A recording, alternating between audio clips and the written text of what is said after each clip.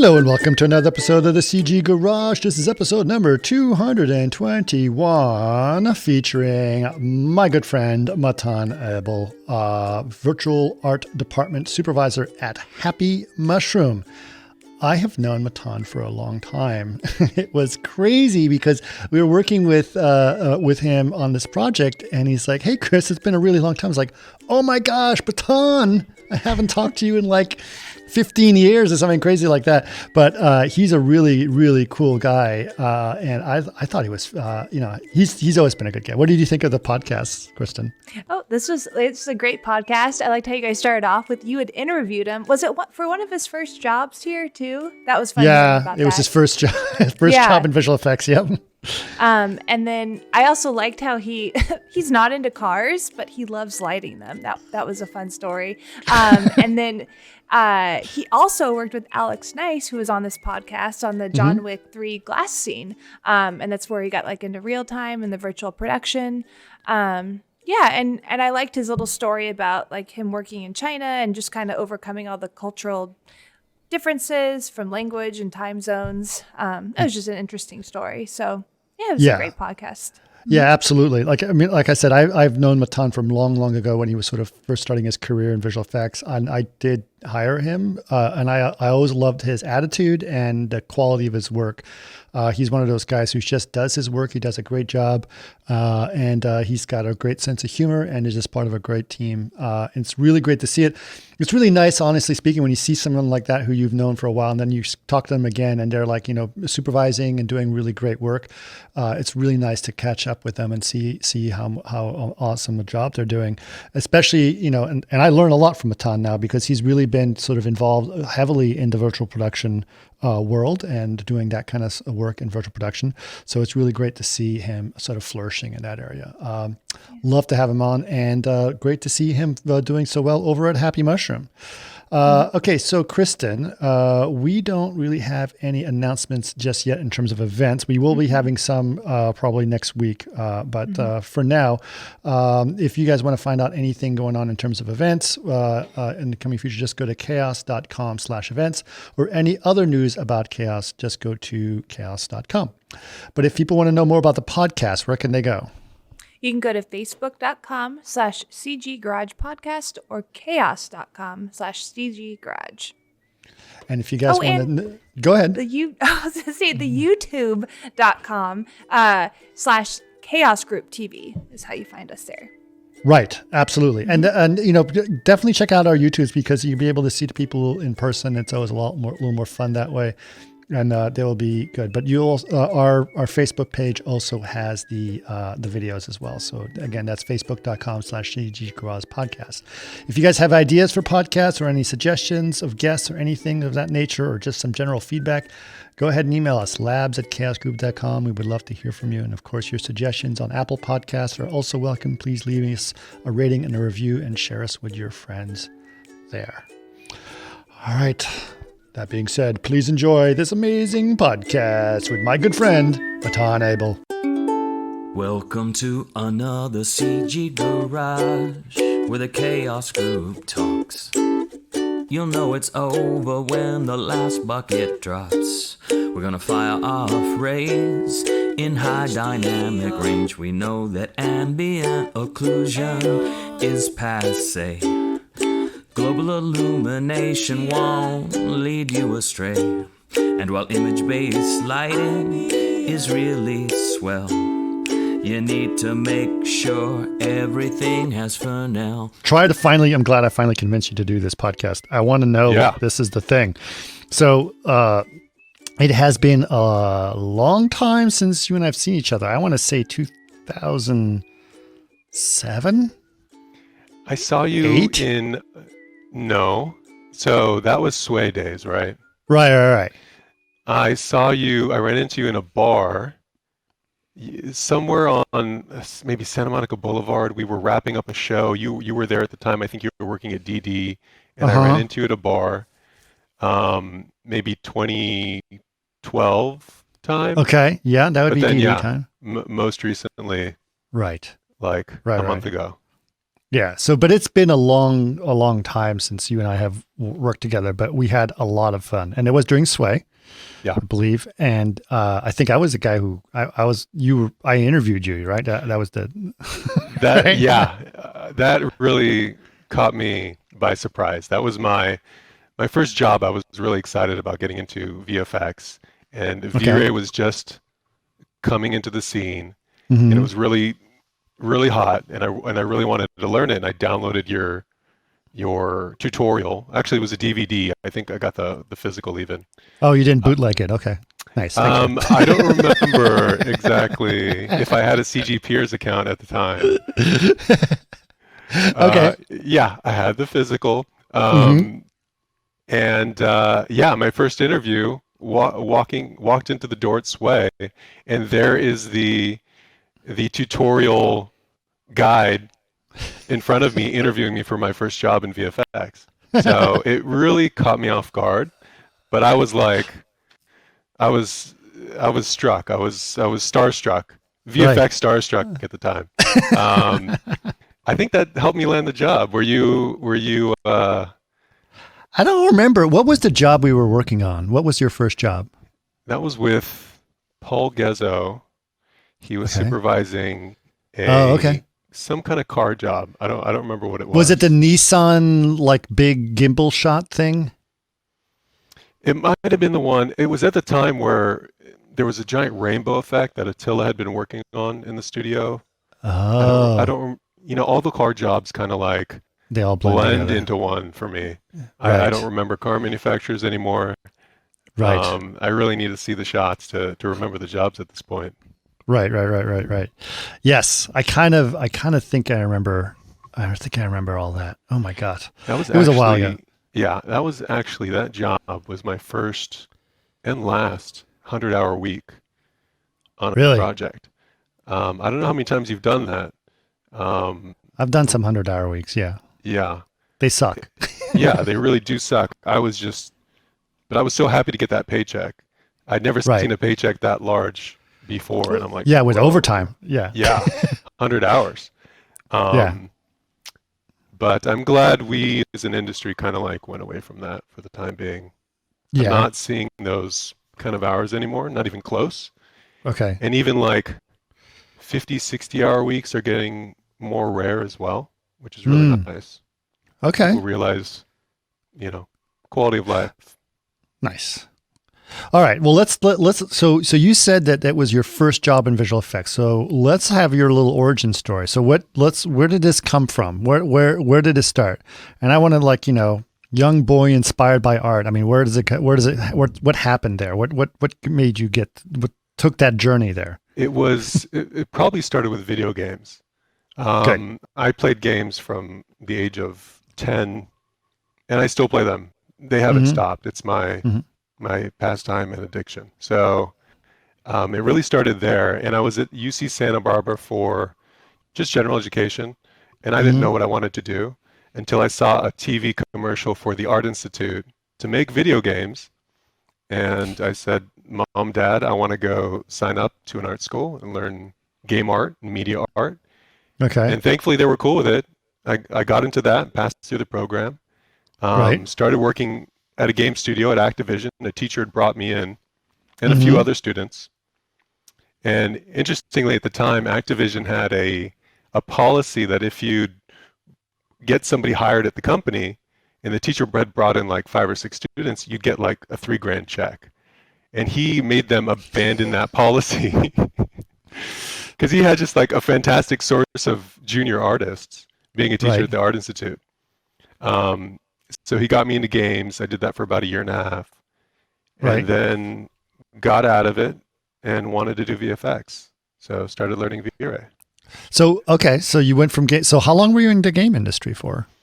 That was a year and a half. It was a couple titles, one of them being a Call of Duty title at Treyarch. Hmm. The other one being, I don't even remember the name, Streets of New York or True Crime New York. I don't even recall the name of the game. It was a studio called Luxoflux that I don't think exists anymore.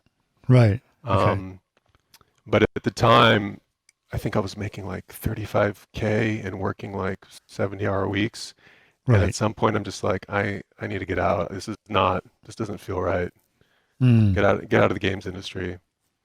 Um, so yeah, that was my games experience. Low poly modeling and texturing, and good group of guys. It was cool. It was really fun. Right. Right. But you wanted to do photorealistic stuff. That was the thing you were inspired, 100%. right? Right. Correct. Up my Okay. game, for sure. All right. So, I remember we were interviewing a bunch of people. Actually, I do remember you coming in. I don't think it was that you recognized who I was that made me hire you, because that would be really shallow of me. I think that was what got me to hire you is that, and you still have this. You have a really kind of relaxed attitude about things, and you didn't really sort of put on a lot of airs about things. Because I remember even some young guys who were interviewing people right out of school. They were like, "Boom, boom, I'm the best," et cetera, et cetera. And it was like, that's, okay, well, we'll see how you do with a 100-hour week, like you managed to do. Right. And it was, it wasn't that. You had a good attitude about things. And I was like, yeah, I think this guy, we'll give him a try and see how he does. And obviously you stayed there. You were there for a while, weren't you? You were A long while. And I actually appreciate you saying that. This is a theme that's come up recently and throughout my career of me being honest about what I know and what I don't know. Right. And it's cost me jobs, frankly. I don't know this piece of software, but I can learn it. And Right. it's not the most obvious first pick, but I'd rather be honest about that than show up on a job and have a supervisor, you know, seeing that I'm struggling or bothering people around me just to, where's this button for that? I don't want to do that ever. Right. So I'd rather not take a job if I feel like I can't do it from day one, unless I tell them that, it'll take me, a couple of weeks to get into something like that. But yeah, I've kind of always had that approach. I never wanted to say that I knew something that I didn't know. Right. So Yeah. That's a good attitude, definitely speaking. And I remember, what was that? I was at DD, and my first job at DD, and I was like, I don't know, I didn't know how to do something. And I went to my supervisor and I said, I don't think I know how to do what you're asking me to do. And he goes, well, neither do I, but I think between the two of us, we'll figure it out. I was like, oh, okay. and that's really, it's refreshing, and it's really how it is. Like, Yeah. there's so much technology and there's so much new stuff every day. You have to pick things up and learn as you go almost, which is a great way to keep it fresh. Absolutely. Absolutely. Yeah. So I think that's definitely cool, for sure. So you were, obviously, because you're at Sway, you worked in the car design and car commercials for a long time. That's probably, that's mainly what was being done. You loved it? Yeah. Were you a car guy? No, I don't know anything about cars Okay. at all. I couldn't pinpoint a model of one car versus another. I'm not into all their designs and features. I have no idea. But lighting cars is really fun for me. Yeah. And I learned that at Sway as well. Yeah. I mean, we had people like Daniel Buck who'll teach you how to light a car like perfectly. Fantastic. Right. Right. And I still remember you showing me, like, this is what a paint flake looks like, and we look at it in the light in this way, and these are the values that correspond to our shaders. And I just really loved lighting cars. Right. It's a fun experience, and I think for me the top of that is lighting a tail light. It sounds so mundane, but it's really intricate, and when you can make it look photoreal, it's like, that's it. I'm happy. Yeah, well, I that's can live all with about that. the ray tracing, right? Yeah, for sure. No, couldn't do that in the games industry at the time. You can't do that in a game. Yeah, it's a thing. I remember actually talking to one of our customers that did cars, and they're like, yeah, real time is cool, and we can do a lot in real time, but when it gets down to a headlight, you need full ray tracing, and there's no way you can do that in real time. Absolutely, unless you just bling it out and just make it completely white or something like that. But yeah, you want all that detail for sure. Right. Yep. It's true. Definitely the way to go with cars. All right. So you were at Sway. When Sway, there was a bunch of people from Sway ended up going to Big Block. Did you end up going to Big Block as well, or? No, not at the time. I did go there later in my career, but I think Okay. after Sway was maybe Pixomondo. Oh, okay. Um, so straight into, or it might have been a 2012 film project at Uncharted Territory. A lot of Max guys. It's where I met a lot of people in my career in Oh, the so Max you went to community. 2012. Yes, I Okay. was part of that whole thing. So explain. Well, some people won't necessarily know what Uncharted was and stuff like that. So why don't you give people a little bit of a story behind that? Yeah, Uncharted is kind of like a pop-up studio run by um, Volker and Volker Engel, yeah, and Volker Mark Engel and Mark Mark Weigert. Weigart, yeah, Weiger, yes. And they run a pop-up shop, and they work, I don't know exclusively, but they work regularly with Roland Emmerich in his right, films. yeah. So, and I actually worked on 2012 with them just a couple of years ago or a few years ago, or not 2012, Independence Day 2, Oh, okay, another Roland Emmerich, I believe.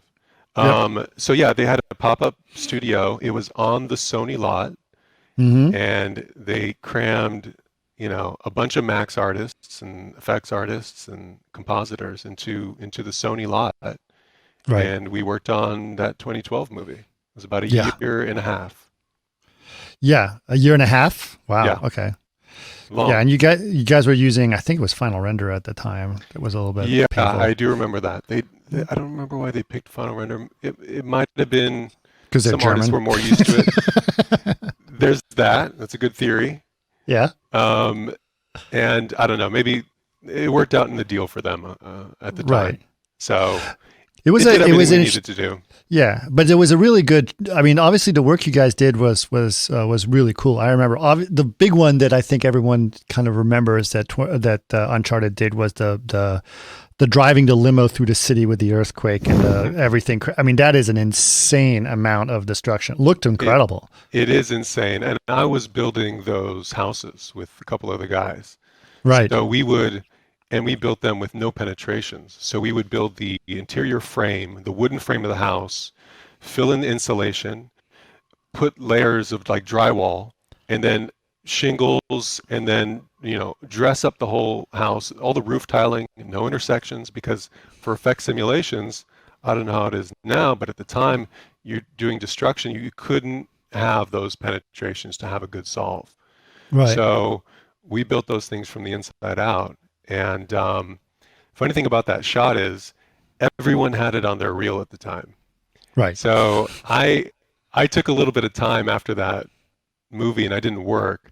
And then I went to go work an interview and people were like, I've seen this. In fact, the artists here worked on it. And I'm like, I worked on it too. Like I was there, I swear. I modeled those buildings. Right. So yeah. You got to strike when the iron's hot. Once the work comes out, go get the job with it. Yeah, absolutely. Absolutely. And it was from everything from effects artists to lighters to compositors to modelers to everything. It's like 60 people worked on one shot, and you're like, so did I. I know you've seen it a dozen times, but I also worked on it. Yeah. Yeah, really good experience, and I'm friends and colleagues with people from that project to this day. So yeah, absolutely. I mean, I think Greg Sedilis was on it as well, and a couple other people, right? Yeah. Greg Sedilis, Alex Nice sat next to me, who I think you've talked to on this podcast. Yeah, Alex is awesome. And Attila, you said you mentioned Attila. That's right. Yeah. Sam Khurshid was there, who I ended up working with and for in China at a later date. So yeah. Everyone came from that show. All right. So so was that your first feature film? It was. Okay. All right. Too long, a year and a half. After that, all I wanted to do was go back to car commercials, and I liked that pace. So you didn't like the long pace, like the iteration after iteration of the same thing over and over again? Not at all. And I don't even think that way with my art. Like I prefer to be done with a shot and like push it through, get it 95% of the way there, client is happy, and go on to something else. Just for the sake of interest, really. Right. Looking at a building and looking at a shot for 6 months, I drives me nuts. Did you have that? Did you have that kind of experience when you were working on films as well? Yeah, you liked it. Depending on yes, I did. I worked on. Well, I remember very specifically. I had a shot on Tron, which was also a development shot, which means it's a shot that they keep using to test the system. Like, okay, we have some new things. Let's use this shot to see if this is working. Mm-hmm. And I worked on that one shot for like 7 months. Basically, I was lighting it, and I had 147 versions of that shot that was going through the pipeline. It was, when you by get the time, by the time it was done, I was like, really? I mean, that is really? I think we might have underbid that shot. It's like, it was crazy. Well, I'm sure it looked great.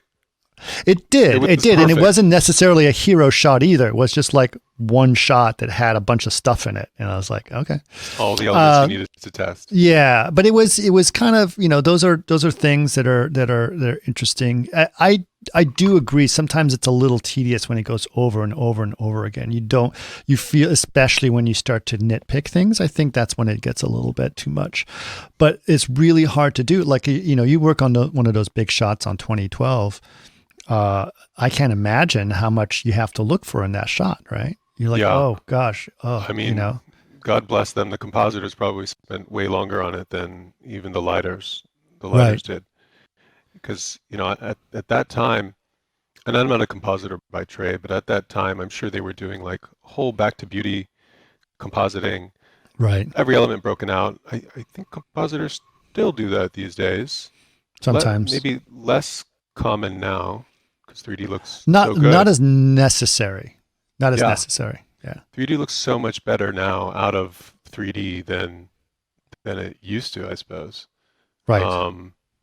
But yeah, they spent a lot of time on those for sure, going through every element through depth to make them look perfect. So props to them.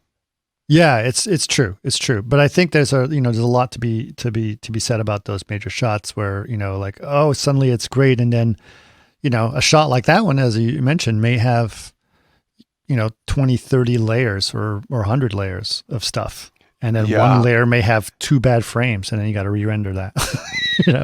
I remember seeing something about the transformers, like the face or the eye of a transformer, and being able to select every element or piece of an eyelid or mesh and manipulate it at the time. And it was like almost too much.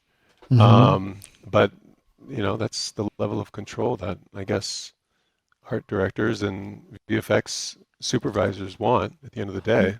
I think so, but I also think it's just like, let's put as much stuff in there as possible so I can actually make a decision and delay that decision as much as possible instead of just, this is what you get. You know what I mean? That's a fun one. If it's lit correctly, you don't need to do all of that control, right? No, I guess it comes down to render time though. Like if it took like 1/10 of the time to render, then you wouldn't necessarily need all that control. You could just send off a new render.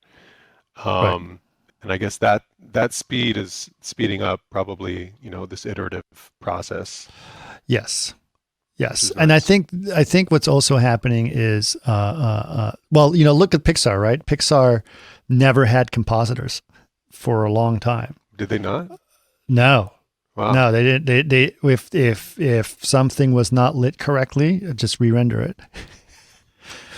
Like if it was too dark, re-render it, the whole shot again. That's how it used to be. You want the data at the very least. If you're missing that data. So most of the frames that you saw out of some of those earlier Pixar films that was final frame rendered out of what they had. But it took a lot of energy to get there.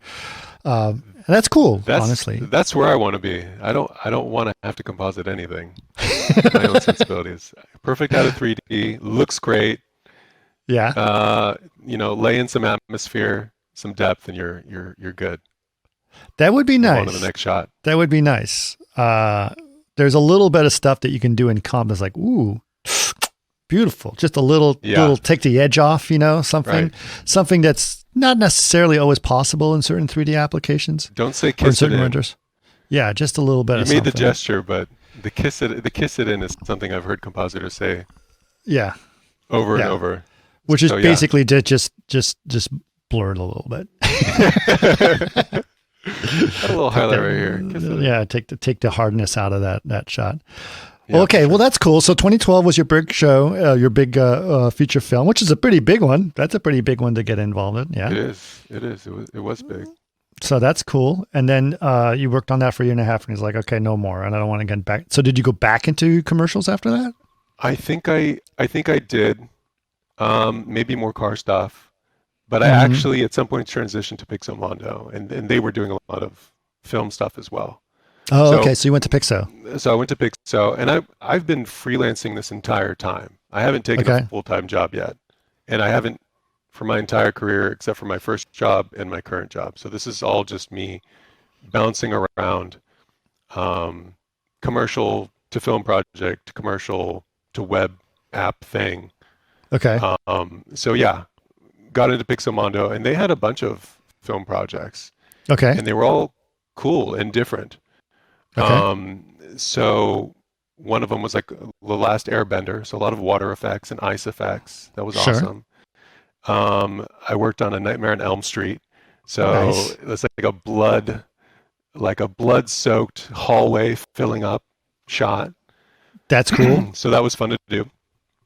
And then Red Tails was like a lot of dogfights and bombing Right. runs on the ocean and that kind That of was stuff. a So that was there fun. was a German World War II dogfight show, like the Red Baron. It's about the Red Baron, right? Red Tails was about I don't know if it was the first, but it was about a all African American squadron of Oh, black right. That was a fighters. different show. Yes, yes, It's actually yes. George Now- Lucas, I think, George Lucas did that. Yeah. produced it, right? Yeah. So that was fun. That got me into like water simulations. I think at the time it was like I want to say Dreamscape was what everyone was doing water I think, Okay. for like mesh water. Before Phoenix came out with their shader. Right. Later, that was just like a perfect one-click solution. Yeah. But yeah, so a lot of Fast and the Furious 5. That was a lot of set extensions Nice. and tricky stuff with that. Some post moves as well off of set extensions. So that was a fun show to work on. And those guys were great. Also all Max artists. Right. Pixo is it still all Max? I'm not sure. Probably mostly think Maya they've- now. I want to say they've transitioned. Okay. I'm not 100% on that. Right. Okay. Well, that Yeah. so that was in their Santa Monica office, I guess, for Mhm. Pixo, right? So it sounds like Yeah. you did a lot of shows at Pixo. You must I have been did. there a while. I Yeah. did. No, it was a really good experience. I love those artists. We didn't have much of a pipeline at the time, from what I recall, but I feel like that's how you kind of earn your chops in 3D by not having so much of a pipeline to support you. Yeah. So I'm glad for that experience, having to push through projects and not having the most robust tools available. Yeah. What are your thoughts about pipeline? I'm curious. Like, because we've done some stuff where, pop-up shops like Uncharted Territory, they can't have like robust pipelines because they just kind of like pop out of nowhere, right? Right. I'm fine almost without it. I think you need the bare minimum. What's In the order bare to- minimum? It probably project organization. You just things need to be named correctly and they need to be in the right place. Right. So Um, file structure and file names. Correct. Okay. Aside from that, access to tools, like company-wide tools, Mhm. is necessary. Anything that we're using regularly, Mhm. and after that, not much else in terms of the bare minimum. I mean, Some kind of a render queue. yeah, no, deadline would be fantastic. Deadline submission would be great. Yeah. Deadline has a lot of tools, on its own to requeue and resubmit and Yep. chunk and do everything that it does. So that certainly helps. I don't know. That's it. EXR streaming Yep. software. Yeah, just a flip book. Yeah. I mean, it can get really involved where you are. I guess rigging really gets into pipeline when you need to rig a lot of characters, Right. and I can't speak upon that. But that probably necessitates a much bigger or more evolved pipeline for rigged characters and transferring stuff from previous meshes to high-res meshes and that whole Right. process back and forth. So When it gets complicated, I think I'm with you a little bit. When it gets complicated with, publishing assets to which ones goes where, and so when your read nodes become, scripts to collect things from published databases, and you're like, I don't know what's going on, and you don't you as an artist, you start to lose a little bit of control over what's going on, and you become much more of a button pusher. It doesn't Correct. feel as fun to me. You know what I mean? no, and I've heard of jobs like that where you open up your project UI, you click your tasks are right there for the Right. shots you're working on. You click the task, it opens up the scene. Mhm. There's the what assets go into the shot, and you click the update current assets that populates in your scene, Right. and then you drop in your lighting, and then you click render, and it's almost like what are we doing here? Why do I even need to why do do- that? why Why do I can't I make a exist? script? Yeah. Yeah. I remember it was funny. I was working on Stealth, right? And Is that we were Angelina Jolie? No. Am I thinking no, of no, her? no, no, no, no, no. Who's in Stealth? Who was oh God, I don't even remember who was in Stealth. It was a terrible movie. I didn't even see it. But it's anyway. There was a bunch of it was planes. It wasn't about airplanes, right? And there was a bunch of shots of dialogues where you saw the canopy of the plane, right? Mm-hmm. And we would have a CG canopy of the plane, which would have all the little imperfections of the reflections in the canopy, right? And the reflections of the sky that was going on. Mm-hmm. And so really, there was no lighting to be done. It's just like if you were assigned that shot, you had to render that canopy as a lighter. And all you were doing is you bring in the canopy and click render the canopy, and then click publish the render of the canopy. And it was just, there was a lot of them, and it's very unnecessary, right? And so one of the lighters basically said, I'm going to turn that into a button that does all of that for me as one thing. And so we did that. And so now all instead of like, you got a canopy shot, it's like just click and you just put in the shot number and it was done. It was submitted on the farm and do everything for you. And so they found out about that, and it's like, well, why are you guys doing this? Like, I don't know. Why are we doing this? And they said, so the person who tracked the canopy onto the plate, they said it went straight from tracking to compositing. Like it just bypassed the entire pipe. It's like, Did they give that guy a raise? no, they didn't give him a raise, but it was like, it was so, and it is funny. Like you do get those situations where it's like, okay, what am I doing here? I'm just updating and submitting. And the problem is if you find a problem in a lot of those pipelines, you can't do anything. You have to tell the person who had the problem to redo what they did. So you just sit there mostly bug reporting and not actually doing anything fun. Correct. Kind of No. sucks. This is, and I think the industry will end up going a lot more that way, where it's one clicking on things to get what we need, and certainly kit bashing is helping us, achieve art a lot easier. Well, hold on. I'm, and here's why I'm going to argue against that, and I'm going to argue for. So you would consider yourself much more, based on the places you worked, such as, Uncharted Territory, Pixomondo. You would, and even Sway, much more of a generalist idea, like concept to doing things. You can do a little bit of modeling, a little texturing, little this and that, a scene assembly. Yeah. Right. Yeah. As a lighter for the most part, but yes. Right. But I believe that the scene assembler or the generalist is going to become more popular as a process because you then replace a bunch of people. And I think it is. I think you're right. And my colleagues that I know who are most successful in VFX are generalists. They pick up different software. They get a little bit from this software, a little bit from that. Run it through this tool because ZBrush has got a great remesher, and they just go wherever the fast tech is to do their job. Right. And that is the breed of artists that will succeed through all of this. I've never worked in a studio where somebody was a modeler.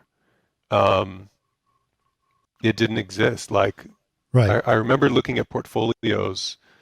It was maybe somebody for Digital Domain at the time, but like he was a modeler and he had like it's fantastic work, but he didn't texture. He just modeled.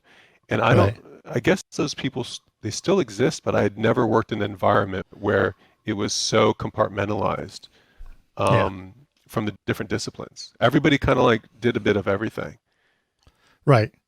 I remember when I was thinking about getting into visual effects and I started interviewing, and this is back, when I was still an architect or coming out of architecture school. I don't remember. It was a long time ago. And I had some interviews and I had my little portfolio and I was going to go interview at some, big studios at SIGGRAPH, and they're all, we're hiring. I was like, great. And it's like, what do you do? And I'm like, okay, I know I have to pick something because that's the way they see things, right? And I was like, I like lighting, I like texture, I like all of it, but I'm like, I'm going to stick with, let's start with modeling. And it's like, I'm a modeler. And they're like, what kind of modeler? I'm like, what do you mean, what kind? It's like hard surface modeling, character modeling. It's like, oh my God.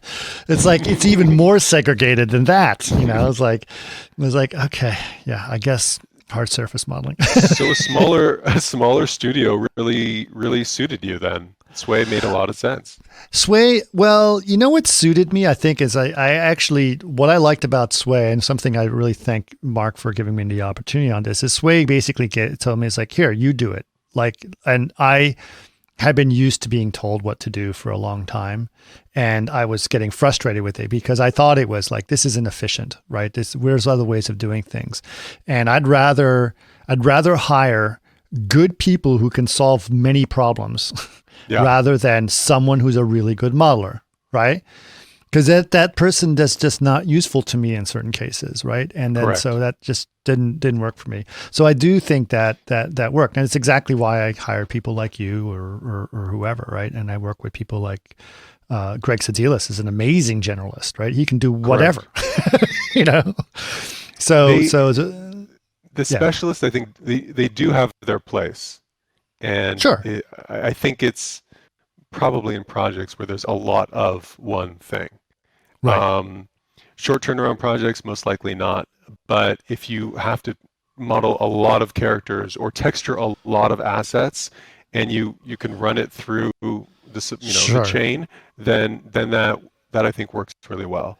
Yeah, I think the specialists that I like, that I think are still valuable or like hard to replace are character animators. Good character animators are hard to find. Really good effects artists, who really understand how to get the most out of Houdini or whatever. Those are harder to break out of that specialty. Yeah, I can't.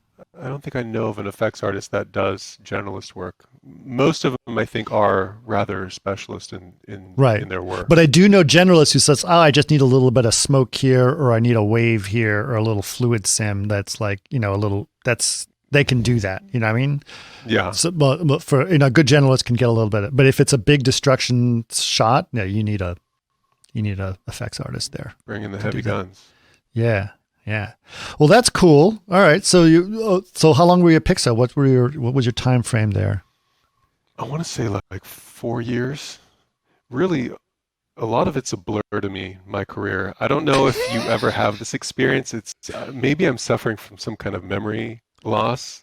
Issues in that regard, but so much of it, thinking back, feels like one kind of show. Right. I don't know if you have this thought about it, where one bleeds into another one, and they all feel like the same kind of thing. Right. But yeah, I'd say like 4 or 5 years, something like that. Okay. I do remember. Yeah. Sometimes I feel like I was like, oh yeah, I did work on that movie. I forgot about that. Yeah. You're like, thank you for reminding me. That was cool. Yeah. So from Pixo, I think from there I went to maybe more freelance work, more car commercials. Okay. But the next big thing was going to China and working with Sam in Phenom Films Okay, remotely, and then in China as well. So tell us about that journey. Well, that sounds interesting. It was interesting. They wanted like CG supervision for their artists. Okay. And Sam had already gone out there and was Who is living Sam? there. Sam Khorshid. He Okay. is an American. Well, I think he's Egyptian and also British, but he was here in the States, and Mm-hmm. he worked on 2012. He was an effects artist, and he went out to move to China to work for this company and to be like a VFX soup for him. Mm-hmm. And it was him and a studio of all Chinese artists doing VFX. Mm-hmm. So he wanted some help, and I thought it was really cool. And I started working with them remotely as a supervisor, pretty much But here in the United States. here in the United States. So you didn't move to China. I didn't move. I was considering it. Mm. I ended up not moving. I went out there for almost half a year to work with Okay. them, learn as much Chinese as I could, Mm-hmm. learned about the culture as much as I could, and thought at a point that, maybe I'll move here because the opportunity was really good. Like I wanted to do on-set VFX supervision, and I could do that there more easily than do it here in the States. And What I think attracted you to being on set? I wanted more hands-on experience with the work, and Okay. I wanted to be more impactful to a project. Okay. So many shots or set extensions are just, you kind of go through the motions. You're like, okay, the lighting matches, it works, camera track works. But to be involved in a project from the closer to the production intrigued me a lot. Right. But didn't end up moving out there, decided to stay, but it was a great experience overall. Okay. Yeah. Well, that sounds cool. So what was the project you were working on? Film projects. They Yeah. had a couple Chinese films.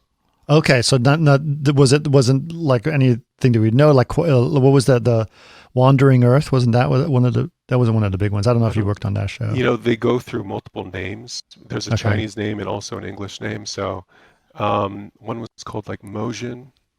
Another one was another one was called like Three Rivers in English, but I think it ended up changing. Okay. Um, Now, what and kind there of like what were the caliber of these movies? Or did you find them interesting or? the effects were interesting. I didn't know anything about the script, but Okay. the effects was cool. Yeah. The artists were good. Yeah. And what I thought was interesting about them was that, and something that stuck out to me about Chinese artists and Chinese VFX was I don't think they had the mentors I had and my generation had in VFX. So Mm-hmm. some things would be lost on them, some kind of like top level understanding or proper ways to iterate through things, or even picking up technology but using it in like not the most ideal way or efficient way. Mm-hmm. And it kind of dawned on me that these artists learned from the internet. They didn't have a mentor, a supervisor like I did with you or the other CG supervisors I had to show me like, this is how you do it, buddy, and Right. this is how we have been doing it. So that's something that did stick out to me, that they were missing that kind of experience from people that came before them. Right. But they were still good artists for sure. Yeah, they didn't have hands-on stuff, basically, really. Correct.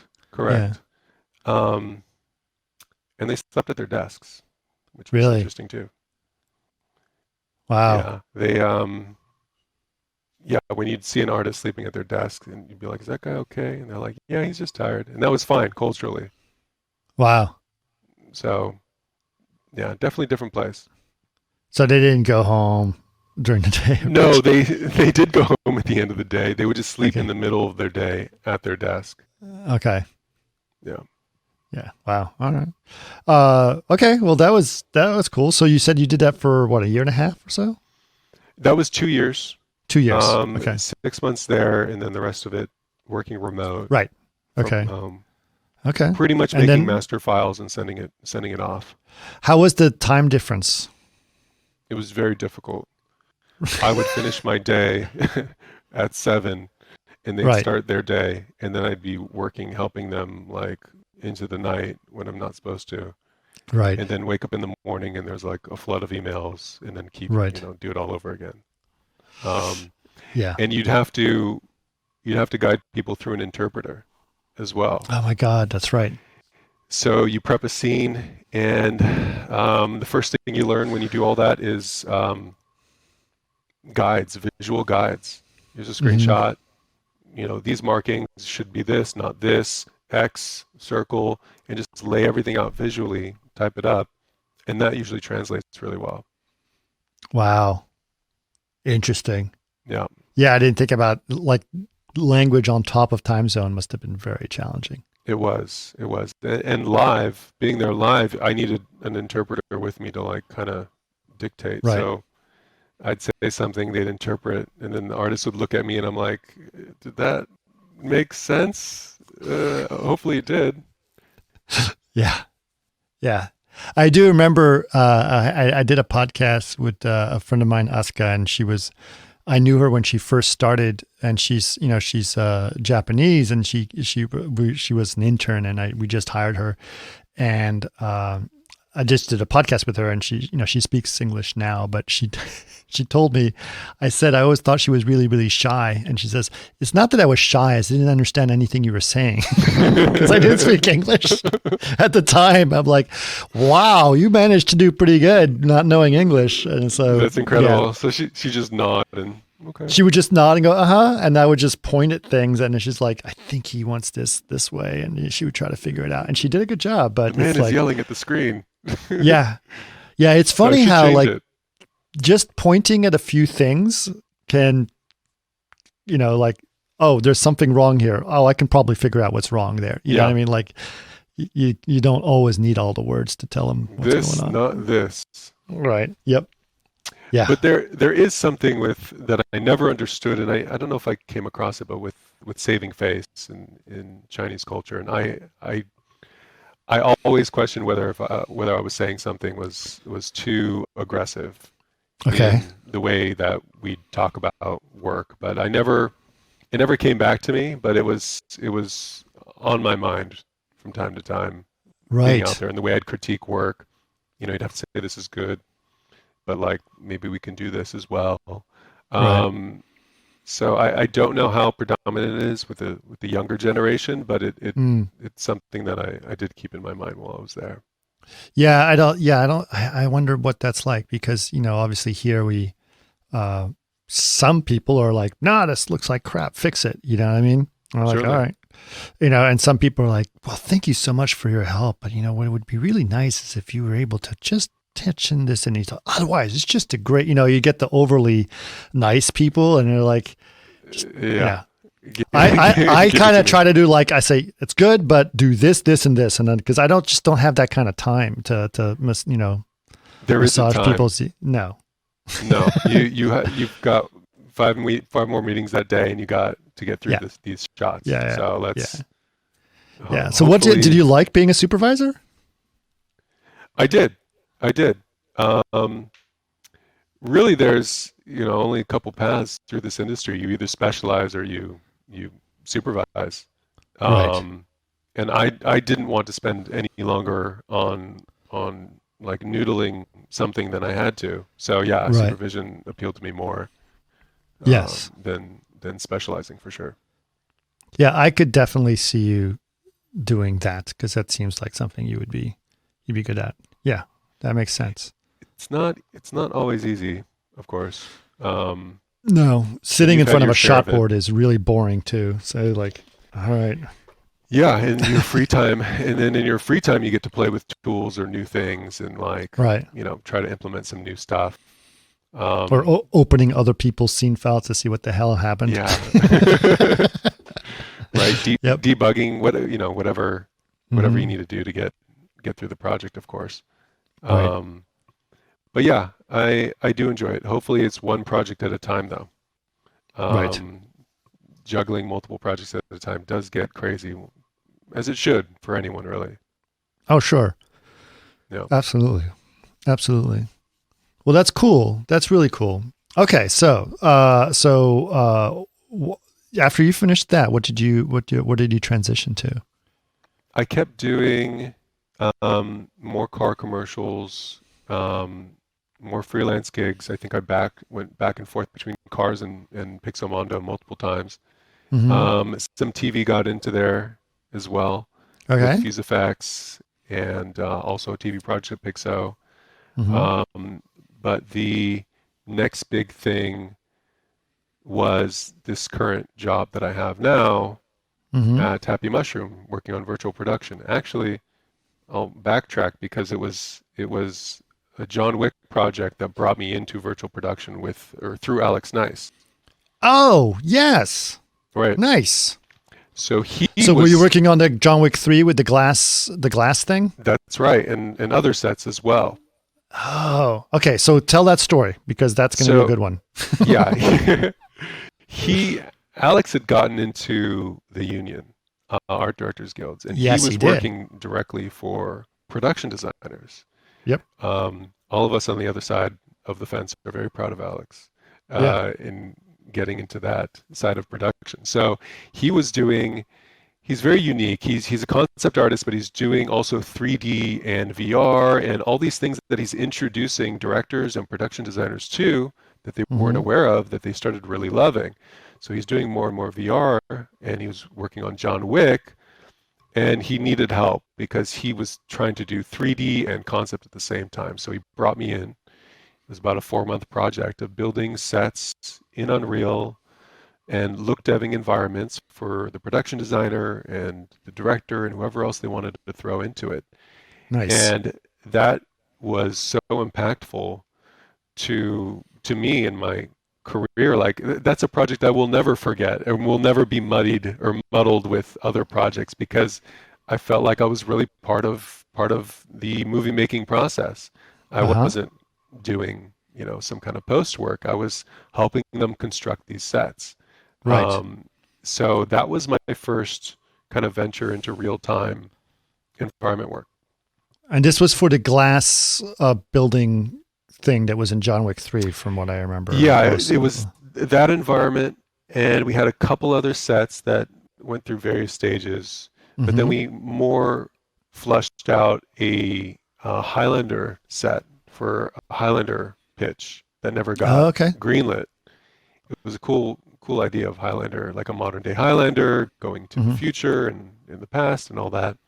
But we built out a set of a bombed out European 1940s city and put it in VR, and it was awesome. It Right.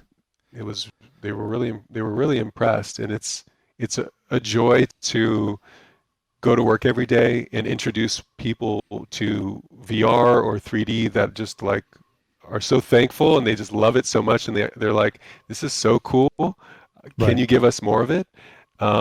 So it was a really enjoyable experience.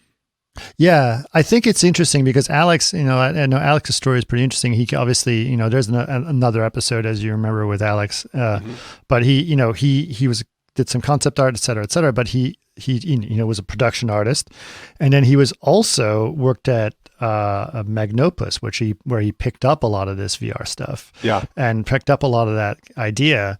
And then he's like, okay, I'm going to take everything I've done and put it all into like this beautiful new thing, which is like this, and it really is the gem, the nucleus of what I think virtual production is going to become. You know what I mean? Yeah. Virtual productions should start with like the idea first. That's the core. The core, yeah. So that's really cool. So that was your first foray, basically, into virtual production in some sense, right? Yeah, I mean, it was more just building out environments in real time. But yeah, virtual, it's an art department, it's production, Yep. it's virtual production. So yeah, it all came together there. I hadn't touched Because I the don't game think you guys engine shot anything with those sets, but you were using them to design them and help build them and plan for where things are going to be shot, et cetera, et cetera. Correct. Yeah. It hit that core you're talking about of assisting the production designer and the visuals by introducing 3D and VR to it, to the whole process. Right. Right. I can imagine. Yeah. That's pretty cool. And so how did that lead to Happy Mushroom? Not directly. I think I worked on a couple of the projects over the last couple of years, bounced around, always had my mind on real time. I think I even applied to a couple places. Yeah, I actually, ILM interviewed me before they got into Mandalorian, and I didn't get that job. It was for a supervisor for their real-time new, project. Mm-hmm. And I told them, like, I am not the Unreal specialist you are looking for. Right. There's that honesty coming to bite you yeah, again. and you know what? I'm like, should I have said something or not said something? But you know what? I was fine with it. Okay. And it's kind of funny because Happy Mushroom was recently looking for people a few months ago, and they do the virtual production for Mandalorian. So it's like I got in, on the other end in another way. So yeah, they were looking for artists. They were looking to bring people from VFX to real-time production. They had enough access to like game artists and real-time artists, and they wanted to bring in more people from VFX who were interested in learning real-time and working in a virtual production environment. So that's how I got in. So you got okay, that's cool. So when did you start there? How long have you been at Happy Mushroom then? It's been since, it's been 2.5 months now. Okay. Yeah, So it's fairly fresh. And is that mainly what Happy Mushroom focuses on is actual like LED wall stuff, or do they do other things?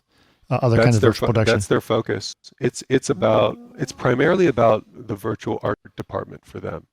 Oh, cool. So it's perfect. It's very close to what Alex was doing in a sense. Correct. It starts in virtual art department. It starts with, look deving all these sets and getting everyone into headset and designing the environments and the shots.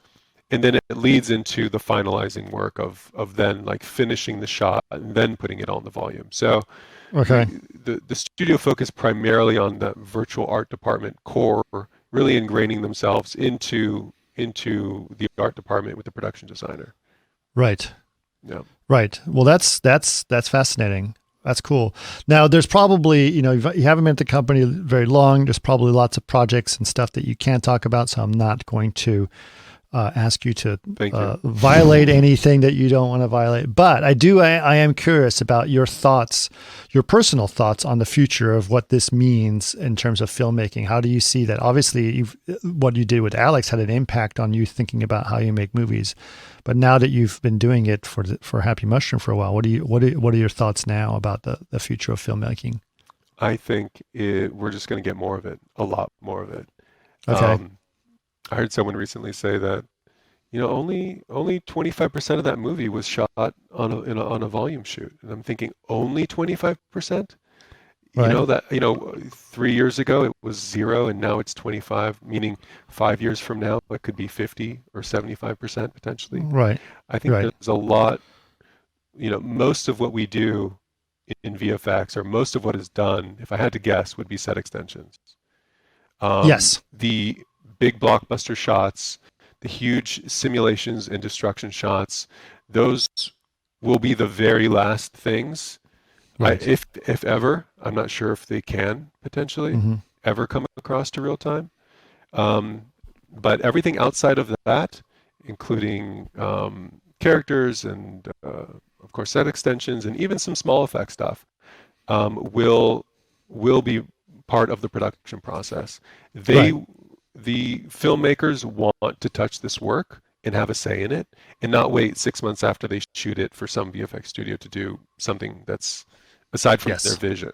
They want control over it, and we want to do more filmmaking and be more impactful, and not sit on the sidelines at the end. So everybody wants to be doing this together from the get-go. Yep. So my sense is that it's just going to become even more and more. Would you agree? Yes. I do. Well, I have a couple of thoughts. Well, first of all, I think I've been thinking about virtual production for a long time, but I have been thinking about it mostly as motion capture, visual effects stuff, right? So along the lines of Avatar, or Jungle Book, or Lion King, or whatever, those types of things. And that's what I was doing with Construct, et cetera, right? So, Right.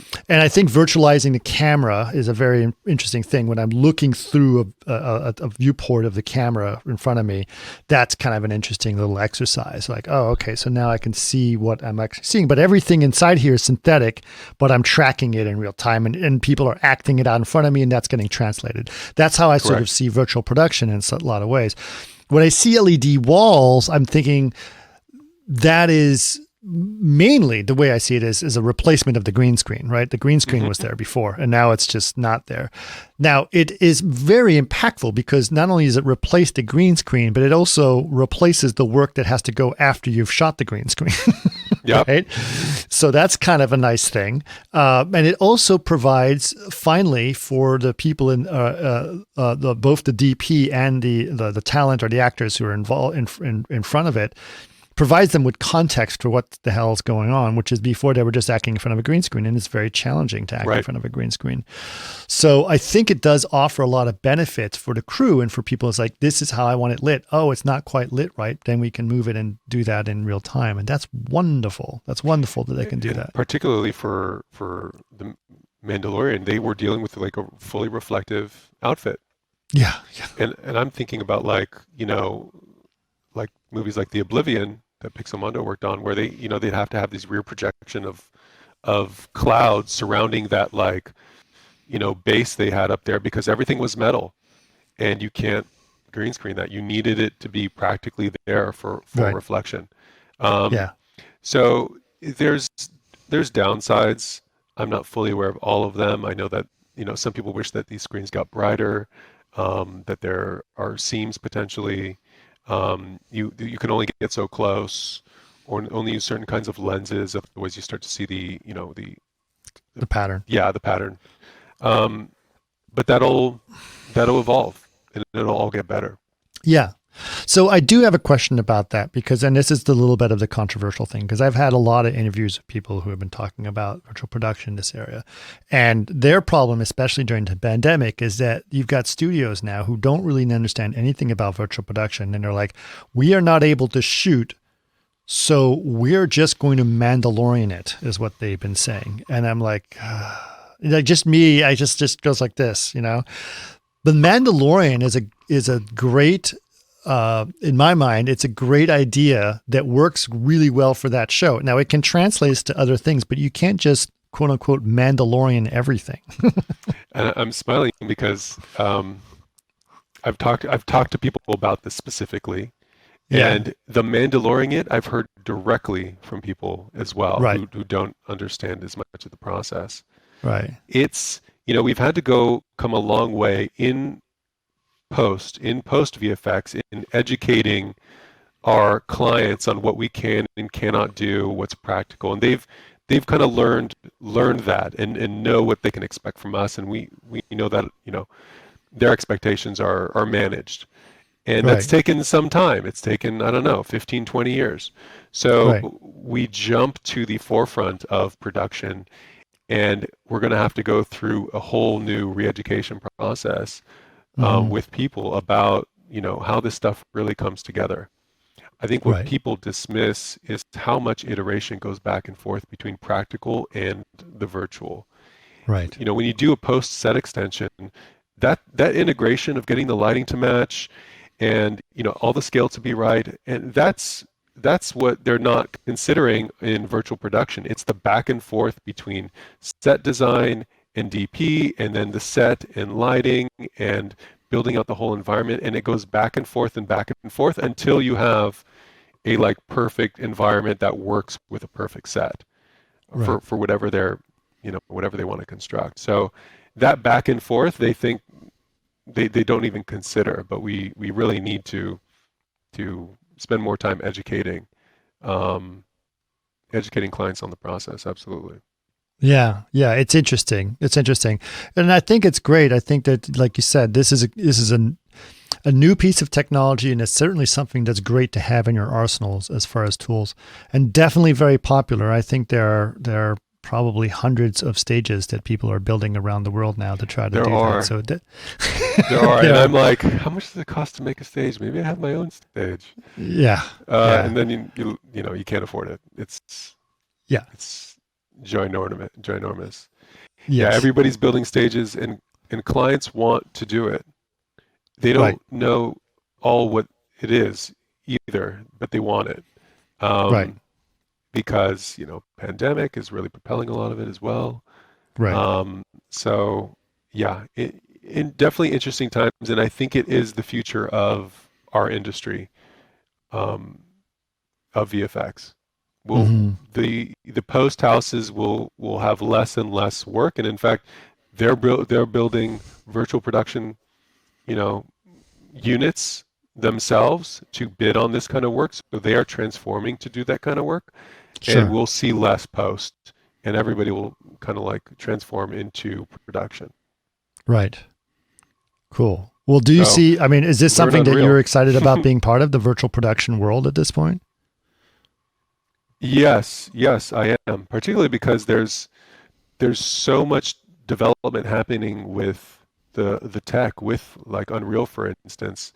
I mean, they got Fortnite money. They can just like throw money at it, and they fund projects, they fund movies, they give out grants, and you're not seeing that anywhere else in the VFX world to that scale that I can think of. I'm wondering why they're doing that. Like, why have such an interest in the film industry? I mean, I kind of know why, but I'm wondering what your take is. I think they want to take it over. They want to be relevant, or they just think it's cool, I guess. I guess ultimately probably why they do it is they want a cut of the movies that use virtual production. Their current business model, I don't know what percentage, but if you make a game over a certain amount of money, you pay them like 5% or something like that. So okay, interesting. If you use Unreal and they provide a tool set or support or infrastructure or whatever to build a movie, you're not paying for the software. You're building your virtual production off of it.